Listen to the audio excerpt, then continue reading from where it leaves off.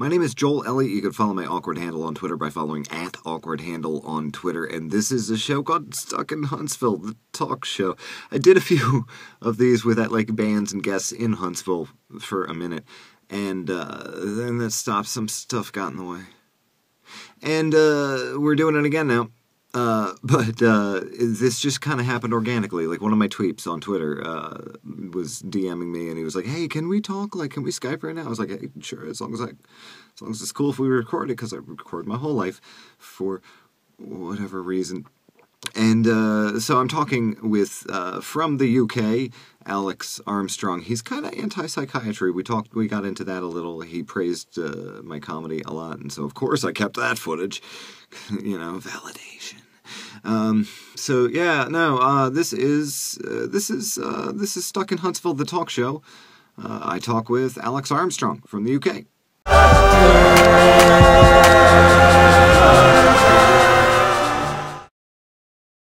Also, psychiatric diagnostics is such an art science that, you can't really be certain at any time, but what it boiled down to was just I allowed her to control the crap out of me.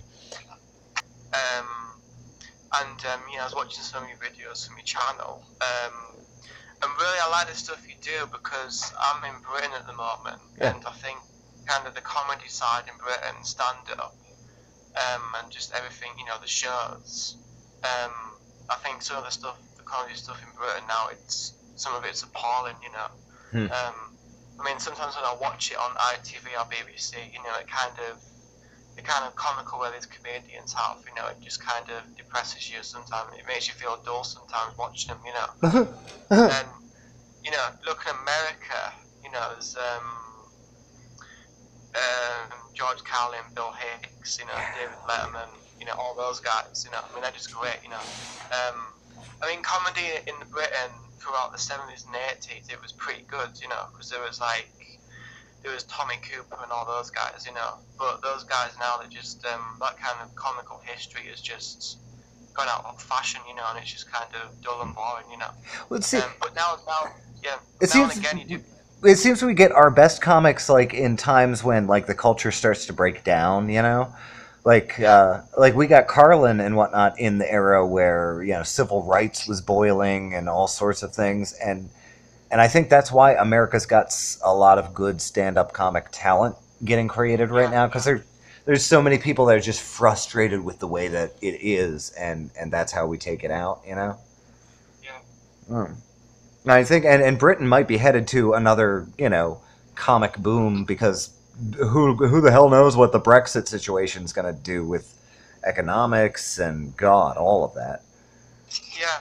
Well, the kind of other side of stand-up comedy I'm interested in is kind of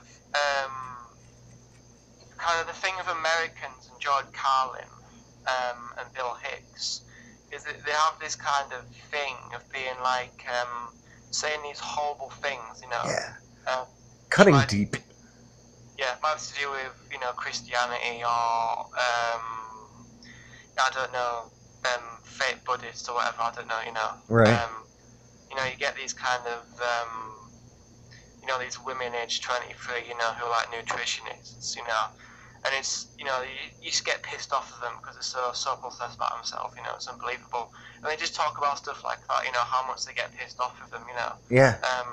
Same with Louis C.K., but it's a kind of, it's a horribleness of how George Carlin and Bill Hicks talk, and it's the horribleness of it. Same with Frankie Boyle in the UK, they have this horribleness. Like not being afraid to hit the deep, dark topics. Is that what we mean? Yeah. Like they were fearless as far as what they were willing to say, and that's definitely what I appreciate about them. Yeah. They got this horribleness, and they just got this really good genius grasp of when to hit the certain point of the audience, to laugh at these horrible things, and I think that's just genius, Oh man, I feel that's how comedy needs to be used, because like it gives people courage, to when you talk about the horrible things in life and get people to laugh at them, they have courage to face those exact horrible things, Yeah. Because Frankie Boyle, he's got this same kind of attitude as George Carlin and Bill Hicks, you know, the kind of offensive, evil attitude, but comical at the same time, you know, to grasp the audience attention. Nice. And basically Frankie Boyle was just speaking from his own voice, you know, just the dark comedy he does. And basically he went too far, and when he went too far, he was at his best as, you know, being him. And he went too far, and in the end, he actually got completely banned from the BBC just for saying these. Holy crap! You know, That's great. That's when you know you did something, you know. Yeah. Like Winston Churchill, said that if nobody hates you, then you've never stood up for anything in your life, you know. Yeah. So yeah, he definitely. I mean, Bill Hicks did a famous Letterman stand-up thing in, like, I think it was before he died for cancer. I think Bill Hicks actually had a really rare form of cancer. I'm not sure what it was, but it was really strange. Yeah, I don't remember the details. No. But anyway, Bill Hicks did this last Letterman kind of stand-up thing. And it turned out that Letterman, it was so offensive, apparently, that Letterman didn't show it on air. And that was just the time when he died of cancer, that same year or the next year or whatever. And it turned out that Letterman actually got Bill Hicks's, I'm not sure if you've seen this, Letterman got Bill Hicks's mother on Letterman's show. And eventually, in about 20 years later, they actually showed the original clip, you know. Nice, yeah. And I've seen the stuff Bill Hicks has done, and I think that Letterman clip he did is the best stuff he's done, you know. But, yeah. Nice. Yeah. Oh man. Yeah, I don't know. I feel like it's, if you're gonna do stand-up comedy and you're gonna build yourself a platform where people are listening to you, you have to have some sort of heartfelt or passionate message to put underneath it all, and that's what I strive to like do, you know. So so I've only kept up with the kind of YouTube posts you've done. Must be in like the local kind of stand-up comedy club where you live.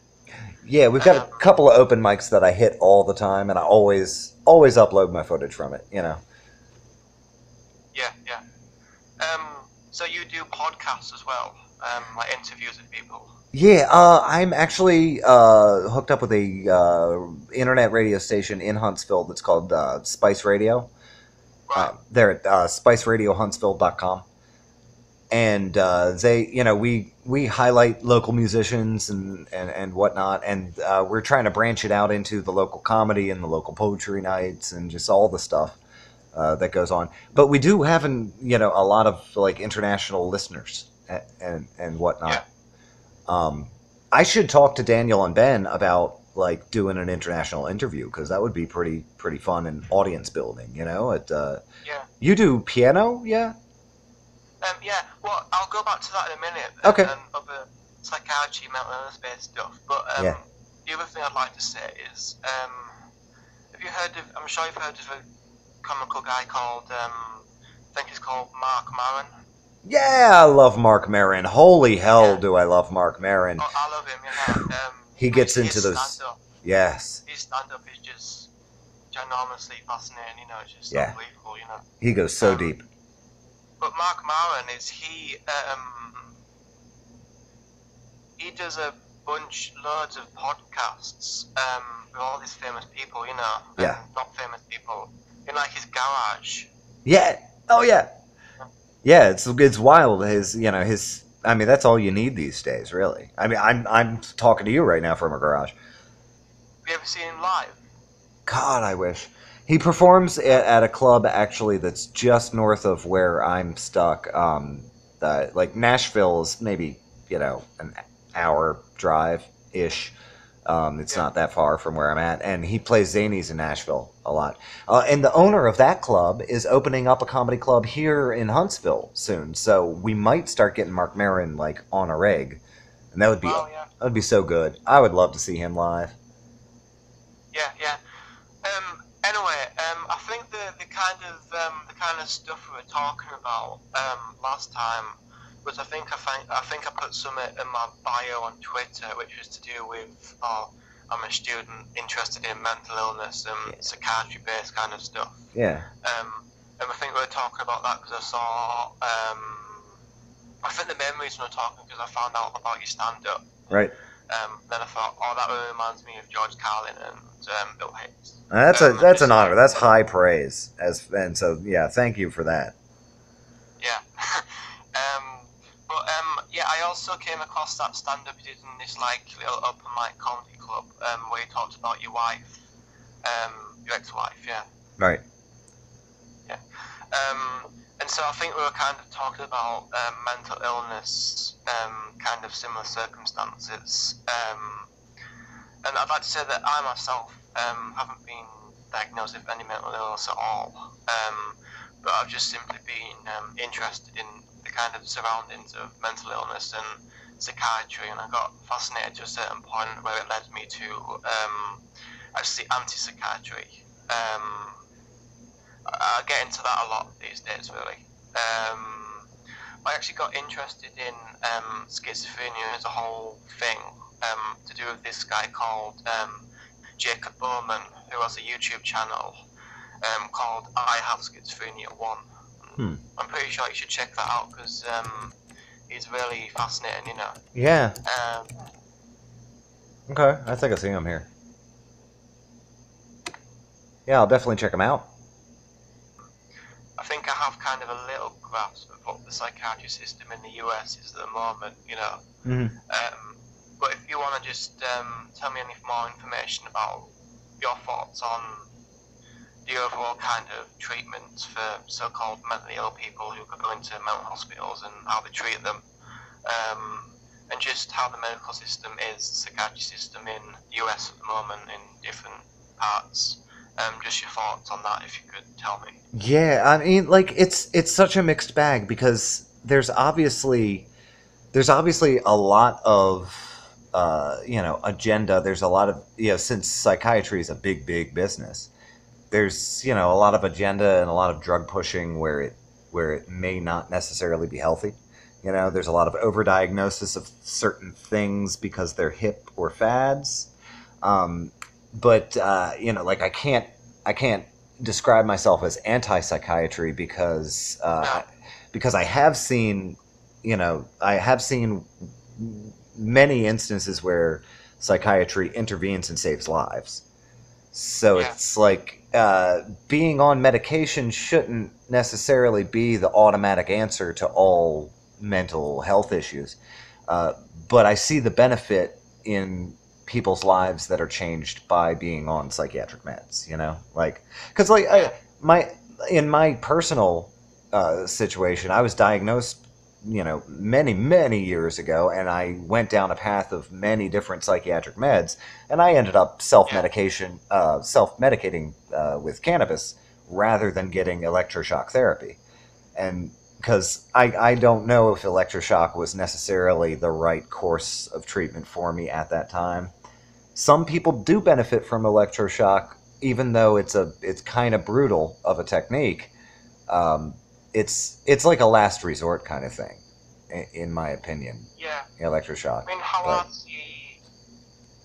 see electric shock treatment is, there may be. I think electric shock treatment should only be performed on various people only with schizophrenia.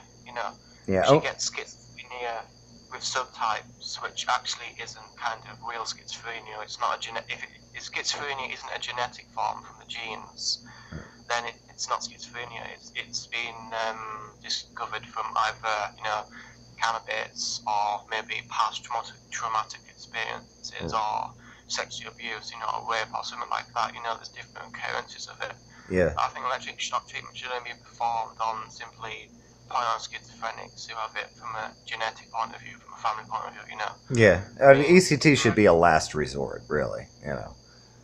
I mean, the trouble with ECT treatment is, this is, like I say again, it should only be performed on people who have a genetic form of schizophrenia, I don't think it should be performed on people, even who have bipolar disorder, because schizophrenia is more aggressive. Way more. Than bipolar disorder or mild depression. Yeah.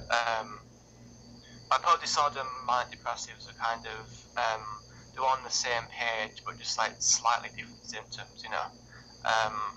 But basically, I think the kind of people who shouldn't get shock treatment is basically, I mean, was your situation smoking cannabis, and then you kind of, the usual thing is if you smoke too much cannabis, you get diagnosed for drug-induced psychosis. Was that your kind of instant? What happened?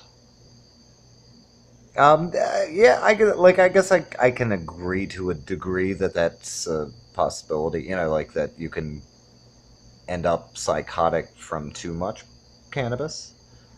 Yeah. I don't know. Like at whether or not I'm self-medicating on cannabis, the psychosis comes, and so it's like I don't know. It's been a way that I've coped with the natural psychoses that come. If that makes any sense. I mean, I think if a person I don't have a problem with smoking marijuana, I don't have a problem with it at all. You know, it cures cancer, epilepsy, you know. And with doing it socially, it's fine, but just doing it by itself, you know. I know people do it by themselves, and for Christ's sake, they don't even listen to blues music while doing it. They just like sit alone doing it by themselves, you know. And I think if you're doing that on a regular basis, then probably will go off the rails, you know, and go wacko. Yeah. I guess it depends on the level of usage, and I mean that goes for any recreational or whatever, you know. Like I've seen people's lives go downhill on simply alcohol, which seems to be a socially acceptable form of medication. It's something, the politics of alcohol and cannabis. Yeah. And yet alcohol is legal. It's not illegal, you know. Oh yeah, man. It's incredibly socially acceptable, but I mean, it takes people down some dark paths. Yeah.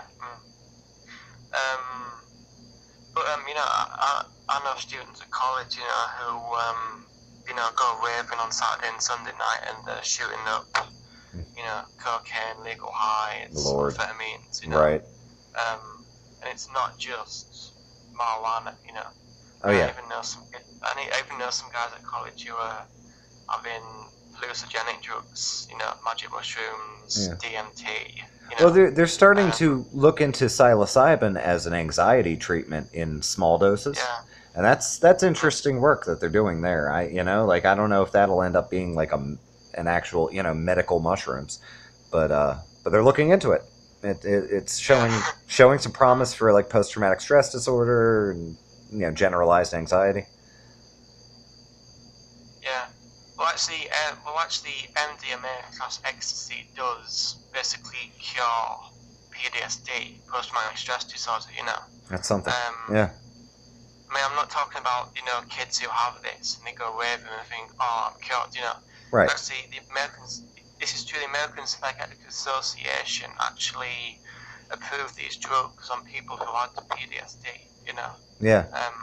And this was the time when legal highs were legal in the outside world, you know, but they were somehow legal in the psychiatric profession, you know. Yeah. And it's the same with people with ADHD. They take Ritalin, and an ingredient in Ritalin is speed. Yeah. You know? Yeah, it's basically prescribing speed to people, you know. Yeah. But for certain people, it works. They were looking into ketamine, into Special K, you know, which is a street thing. But apparently, it is especially effective at certain deep types of depression. I don't know how far they've gotten with those studies, but that's another one that they're looking into, where it was a recreational drug, but it's got some serious medicinal benefit.